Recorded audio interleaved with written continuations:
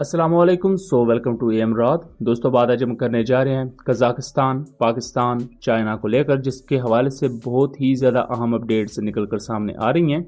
आज की वीडियो में हम डिस्कस करेंगे कजाकिस्तान पर जो अमेरिका की तरफ से चाइनीज़ और रशियन करेंसी पर पाबंदियां लगाई गई हैं, उसका क्या असर पड़ा है। उसके साथ साथ पाकिस्तान इन तमाम चीज़ों में किस तरह फिट हो रहा है और ये खबर पाकिस्तान के हवाले से किस तरह है, और इसमें पाकिस्तान और चाइनीज एयरक्राफ्ट का क्या किरदार है। दोस्तों, कुछ ओपन सोर्स इंटेलिजेंस प्लेटफॉर्म्स की तरफ से ये चीज रिपोर्ट की जा रही है कि पाकिस्तान और चाइना पिच कर सकते हैं अपना GF-17B एयरक्राफ्ट कजाकिस्तान को। GF-17B twin seat GF-17 aircraft का वर्जन है जो कि 4.5 जनरेशन की कैपेबिलिटीज के साथ आता है। इसमें कुछ फीचर्स ब्लॉक 3 वाले, कुछ फीचर्स ब्लॉक 2 वाले आपको देखने को मिलेंगे, और ये एक लिफ्ट एयरक्राफ्ट है जिसे लीड इन फाइटर ट्रेनर कहा जाता है।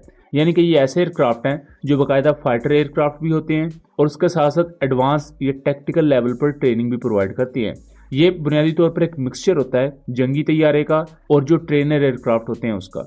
और लीड इन फाइटर ट्रेनर की अहमियत क्या है, ये मैं आगे चलकर आपको और मजीद समझाता हूँ। अभी दोस्तों, खबर ये आई है कि जब से अमेरिका ने पाबंदियां लगाई हैं रशियन और चाइनीज करेंसीज पर, ओवरऑल पाबंदियां लगाई, लेकिन मुख्तलिफ कंपनीज पर या मुख्तलिफ चीजों पर पाबंदियां लगानी शुरू की हैं, तो कजाकिस्तान में जो इनकी लोकल करेंसी में ट्रेड है वो बढ़ चुकी है। यानी कि पहले कजाकिस्तान में अगर डॉलर में ट्रेड होती थी, तो अब उन्होंने जो चाइनीज और रशियन करेंसीज में ट्रेड है वो कई गुना ज्यादा करती है।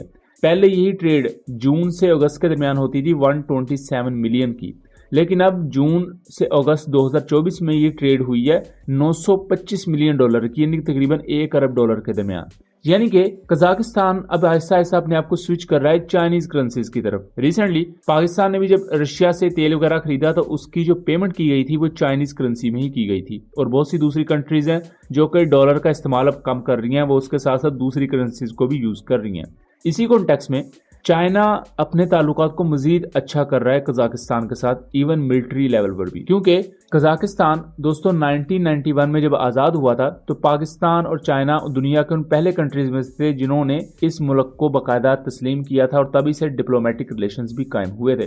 पाकिस्तान और चाइना के रिलेशंस पर भी बात करता हूँ, लेकिन यहाँ बुनियादी तौर पर इन दोनों खबरों की सिंक्रोनाइजेशन कुछ इस तरह बनती है कि जहाँ मुख्तलिफ इंस्टीट्यूशनल मामलात में जो ट्रेड है वो बढ़ चुकी है कजाकिस्तान की इन लोकल करेंसीज में।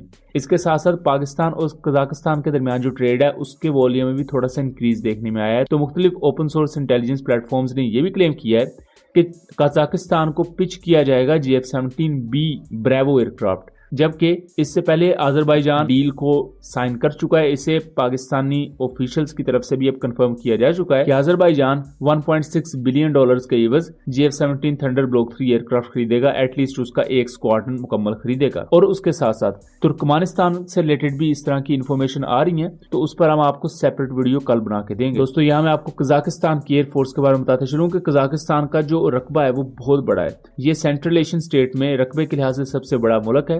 इस मुल्क के पास अगर आप देखें तो Su-27 सुखोई 27 जिसे कहा जाता है, Su-30SM जैसे एयरक्राफ्ट और MiG-31 जैसे एयरक्राफ्ट मौजूद हैं जो कि ट्विन इंजन है, हैवी वेट एयरक्राफ्ट हैं, और ये बहुत लंबी रेंजेस रखते हैं। क्योंकि ये बड़ा मुल्क है, ऐसे मुल्क को कवर करने के लिए आपको ऐसे एयरक्राफ्ट चाहिए जो कि बहुत ज्यादा लॉन्ग रेंज प्रोवाइड करते हैं। लेकिन उसके मुकाबले में GF-17 तो एक लाइट कॉम्बैट एयरक्राफ्ट है, इसकी रेंज भी, चूंकि छोटा एयरक्राफ्ट है तो रेंज भी कम है। तो जो GF-17 एयरक्राफ्ट है ये छोटे मुल्कों के लिए ज्यादा बेहतर है, जैसे अजरबैजान है। इवन पाकिस्तान को भी देखा जाए तो ये शर्कन गर्बन साइड पर, यानी कि मशरक से मगरब वाली साइड पर इसका रकबा बहुत ज्यादा फैला हुआ नहीं है, जिसकी वजह से लाइट कॉम्बैट एयरक्राफ्ट पाकिस्तान के हक में बेहतर है। इसी तरह बांग्लादेश भी कोई बहुत बड़ा कंट्री नहीं है, लेकिन कजाकिस्तान जैसे मुल्कों के लिए अगर जंगी तैयारों की बात की जाए तो GF-17 जैसे या लाइट कॉम्बैट एयरक्राफ्ट उनके लिए मौजूद नहीं है। लेकिन यहाँ एक अहम चीज उनकी ट्रेनर फ्लीट है। उनकी ट्रेनर के तौर पर उनके पास सिर्फ याक 130 और L-39 एयरक्राफ्ट हैं जो कि बेसिक ट्रेनर हैं। याक 130 को एडवांस ट्रेनर कहा जाता है, लेकिन ये सबसोनिक है। अब एक पायलट सबसोनिक एयरक्राफ्ट पर ट्रेनिंग लेकर एक ही दम से वो सुपरसोनिक एयरक्राफ्ट को उड़ाने लग जाए तो उससे थोड़ा सा मसला आता है। तो इसी कॉन्टेक्स्ट में ये कहा जा रहा है कि GF-17 ब्रेवो को उन्हें पिच किया जाएगा, क्योंकि ये भी एडवांस ट्रेनर है, लीड इन फाइटर ट्रेनर का काम करता है और ये सुपरसोनिक स्पीड रखता है जैसे नॉर्मल GF-17 रखते हैं। उसके साथ साथ ये BVR मिसाइल्स फायर कर सकता है, शॉर्ट रेंज मिसाइल्स फायर कर सकता है, long range air to ground munition को फायर कर सकता है। तो ये तमाम वो जरूरियात पूरी करता है जो इस वक्त कजाकिस्तान को चाहिए। उसके अलावा दोस्तों, चाइना, पाकिस्तान और कजाकिस्तान, ये तीनों कंट्रीज शंघाई कॉरपोरेशन ऑर्गेनाइजेशन का पार्ट हैं। उसके अलावा इकोनॉमिक कॉरपोरेशन ऑर्गेनाइजेशन जिसे ECO कहा जाता है, ये उसका भी पार्ट है।